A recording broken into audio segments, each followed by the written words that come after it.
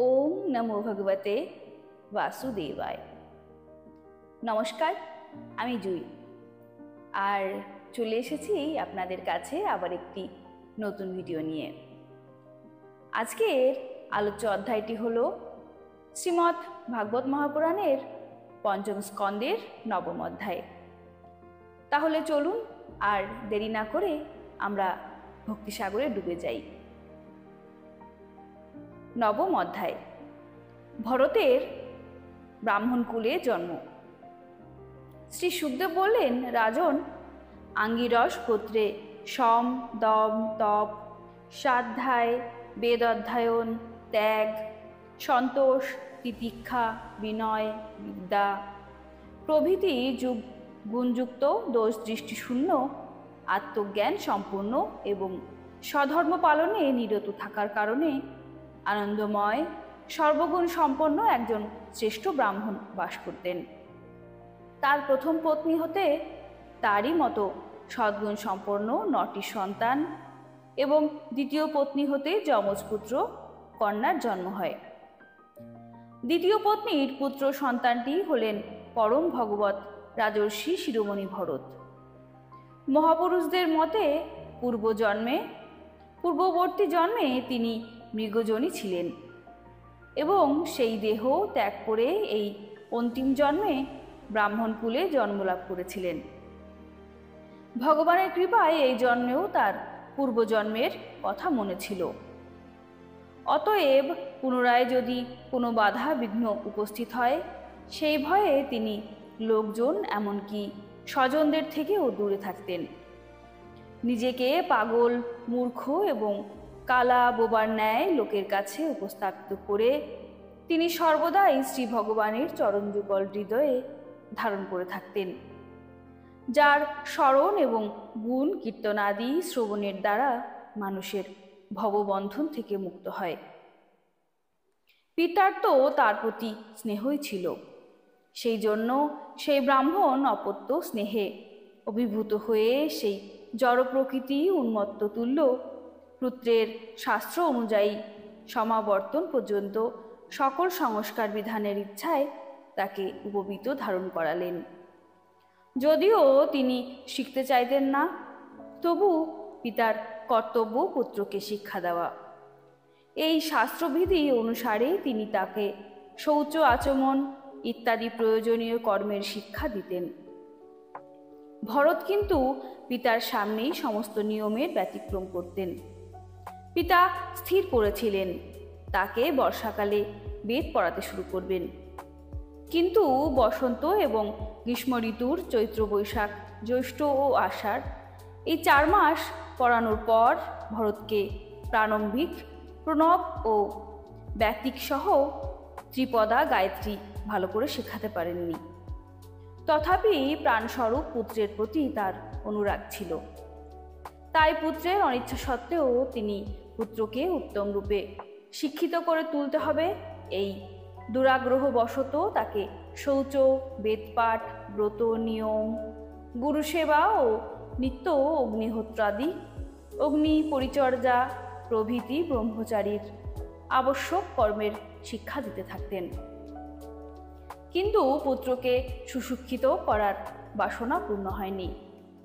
উপরন্তু তিনি নিজেও ভগবত কর্ম থেকে সরে গিয়ে শুধুমাত্র গৃহকর্মেই আসক্ত ছিলেন। সদা জাগরূক কাল নির্দিষ্ট সময়ে তাকে কবলিত করল, অর্থাৎ তার মৃত্যু হল। তখন তার কনিষ্ঠা স্ত্রী স্বীয় গর্ভের 2 সন্তানকে সপত্নীর হাতে সমর্পণ করে সহমৃতা হয়ে পতিলোকে গমন করলেন। ভরতের ভাতৃগণ কর্মকাণ্ডকেই শ্রেষ্ঠ মনে করতেন। তারা আত্মবিদ্যায় একেবারেই অজ্ঞ ছিলেন। সেই জন্য ভরতের মাহাত্ম্য সম্বন্ধে তাদের কোনো ধারণাই ছিল না। তারা তাকে নিরেট মূর্খ বলে মনে করতেন। সেই জন্য পিতা পরলোক গমন করলে তাকে পড়ানোর আগ্রহ ছেড়ে দিলেন। ভরতের মান অপমানের কোনো বালাই ছিল না। যখন সাধারণ লোকেরা তাকে জড়, মূর্খ বা বধির বলে ডাকত, তখন তিনি তদনুযায়ী কথাই বলতেন। তাকে যে যা করতে বলতো তিনি তাই করে দিতেন। কখনো বিনা বেতনে কাজ করতেন, কখনো মজুরি রূপে অযথা যাচিত বা অযাচিতভাবে যা কিছু অল্প বিস্তর ভালো মন্দ খাদ্য পেতেন তাই জিহ্বার স্বাদকে উপেক্ষা করে খেয়ে নিতেন। তিনি অহেতুকভাবেই স্বয়ংসিদ্ধ চিদানন্দ রূপ আত্মজ্ঞান লাভ করেছিলেন। এই জন্য শীত উষ্ণ মান অপমান ইত্যাদি যেসব দ্বন্দ্ব থেকে সুখ দুঃখের উৎপন্ন হয় তাকে তার স্পর্শ করত না, এবং সে কারণে তার দেহাভিমানও জাগত না। তিনি শীত গ্রীষ্ম বর্ষা ও ঝড়ের সময়ও বৃষের মতো নগ্ন দেহে পড়ে থাকতেন। তার প্রত্যেকটি অঙ্গই পুষ্ট ও সুগঠিত ছিল। তিনি মাটিতেই পড়ে থাকতেন, কখনো তেল বা অনুলেপনাদি মাখতেন না বা স্নানও করতেন না। ফলে শরীরে ময়লা জমে তার ব্রহ্মতেজ মৃত্তিকাচ্ছিদ্র হয়ে হীরের মতো আচ্ছাদিত ছিল। তিনি তার কটিদেশ মলিন জীর্ণ বস্ত্র দ্বারা আবৃত করে রাখতেন। তার পৈতেও খুব ময়লা হয়ে গিয়েছিল। সেই জন্য অজ্ঞান লোকেরা তাকে ব্রাহ্মণ বংশে জাত, কেউ বা তাকে অধম ব্রাহ্মণ বলে তিরস্কার করত। কিন্তু তিনি সেসব কথায় কর্ণপাত না করে স্বচ্ছন্দে ঘুরে বেড়াতেন। যখন ভাইয়ারা দেখল যে জড় ভরত জীবন ধারণের জন্য অন্যদের কাছে কাজ করে, তখন তারা তাকে খেতে আল ঠিক করার জন্য কাজে নিযুক্ত করল, এবং তিনি সেই সব কাজও করে দিতেন। কিন্তু সেসব আলের জমি সমতল কিংবা উঁচু নিচু বা ছোট বড় কোনো কিছুই তাকে লক্ষ্য থাকতো না। তার ভাইয়েরা তাকে খুদ কুড়ো খোল তুষ পোকা ধরা কলাই কিংবা পুড়ে যাওয়া অন্ন যা দিত তিনি সেই কিছুই অমৃতের মনে করে খেয়ে নিতেন। একদা শূদ্রবংশীয় এক ডাকাত সর্দার সন্তান কামনায় ভদ্রকালীর কাছে নরবলি দেওয়ার মানত করেছিল। যে পশু বলি দেওয়ার জন্য ধরে এনেছিল দৈবাত সে বন্ধনমুক্ত হয়ে পালিয়ে যায়। তার অনুচরেরা তাকে ধরবার জন্য চারিদিকে খুঁজতে থাকে, কিন্তু মধ্যরাত্রে অন্ধকারের মধ্যে তাকে কোথাও খুঁজে পেল না। তখন দৈববশে তাদের দৃষ্টি ওই আঙ্গিরস গোত্রীয় ব্রাহ্মণ কুমারের উপর পড়ল, যিনি কেদারখণ্ডের উপর বিরাসনে বসে মৃগ বরাহিদির থেকে ক্ষেত্র রক্ষা করছিলেন। তারা তাকে সুলক্ষণযুক্ত দেখিয়ে ভাবল, এর দ্বারা আমাদের প্রভুর মনোবাঞ্ছা পূর্ণ হবে। এই ভেবে তাদের মুখ আনন্দে উদ্ভাসিত হলো, আর তারা তাকে দড়ি দিয়ে বেঁধে চণ্ডিকা দেবীর মন্দিরে নিয়ে এলো। অনন্তর চোরেরা তাদের রীতি অনুযায়ী তাকে অভিষেক এবং স্নান করিয়ে নতুন বস্ত্র পরিধান করালো, এবং নানা রকম অলঙ্কারে এবং মালা চন্দন তিলক ইত্যাদিতে বিভূষিত করে ভালো করে ভোজন করালো।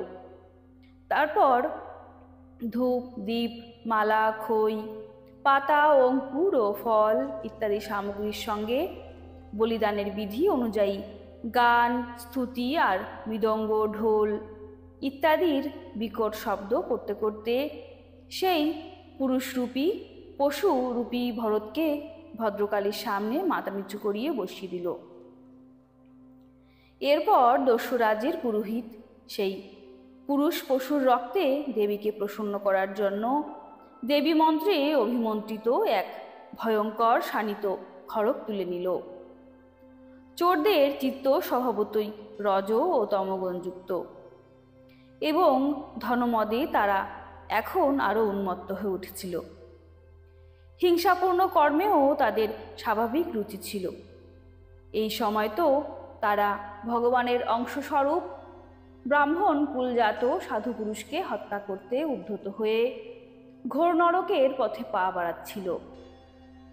আপাতকালে হিংসা অনুমোদিত হলেও ব্রাহ্মণ বধ সর্বদা নিষিদ্ধ বলে মানা হয়। তবু এরা সাক্ষাৎ ব্রহ্মভূত, শত্রুহীন এবং সমস্ত প্রাণী জগতের বন্ধু ব্রহ্মর্ষি কুমারকে বলি দিতে উদ্যত হয়েছে। এই ভয়ঙ্কর দুষ্কর্ম দেখে ভদ্রকালীর দেহ ব্রহ্মতেজে দগ্ধ হতে লাগল, আর সেই মূর্তি থেকে তিনি সাক্ষাৎ আবির্ভূতা হলেন। অত্যন্ত অসহনশীলজাত ক্রোধের কারণে তার দেবীর ভ্রুযুগল ভীষণ রূপ ধারণ করেছিল। করাল দংষ্টা ও অরুণলোচন প্রকাশিত হওয়ায় তার চেহারা ভয়ঙ্কর দেখাচ্ছিল। তার সেই করাল বদনা রূপ দেখে মনে হচ্ছিল যে তিনি বিশ্ব সংসারকে সংহার করবেন।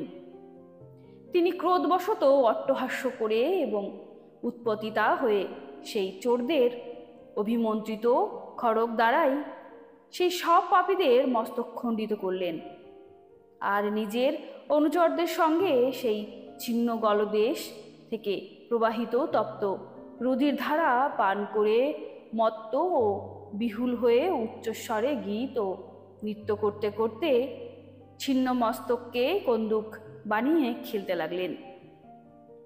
যারা মহাপুরুষদের প্রতি অত্যাচার করে তাদের নিজেদের উপরেই সেই দুষ্কর্ম সম্পূর্ণ প্রতিফল প্রসব করে।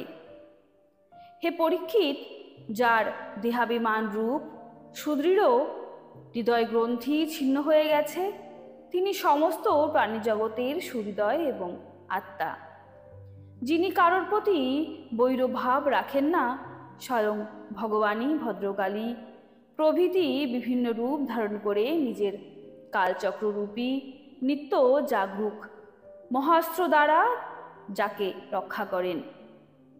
যিনি ভগবানের নির্ভয় চরণকমলের শরণাগত, সেই ভগবত ভক্ত পরমহংস যে নিজের শিরোচ্ছেদনের সময়েও বিচলিত হবে না, এটা কোনো আশ্চর্যের কথা নয়। শ্রী মহর্ষি বেদব্যাস প্রণীত পারমহংসী সংহিতা শ্রীমৎ ভাগবত মহাপুরাণের পঞ্চম স্কন্ধের জড়ভরত চরিতে নবম অধ্যায়ের বঙ্গানুবাদ এখানে সমাপ্ত হলো। কেমন লাগছে আমার ভিডিওগুলি কমেন্টে আমাকে অবশ্যই জানাবেন, আর যদি ভালো না লাগে সেটিও অবশ্যই বলবেন। কোনো ভুল ত্রুটি হলে সেটি ক্ষমা করে দেবেন, আর অবশ্যই ভিডিওটিকে লাইক এবং শেয়ার করবেন, যাতে আরও একজন এই ভগবত ভক্তির পথে আমাদের সাথী হতে পারে। নমস্কার, ভালো থাকবেন। জয় শ্রী রাধে।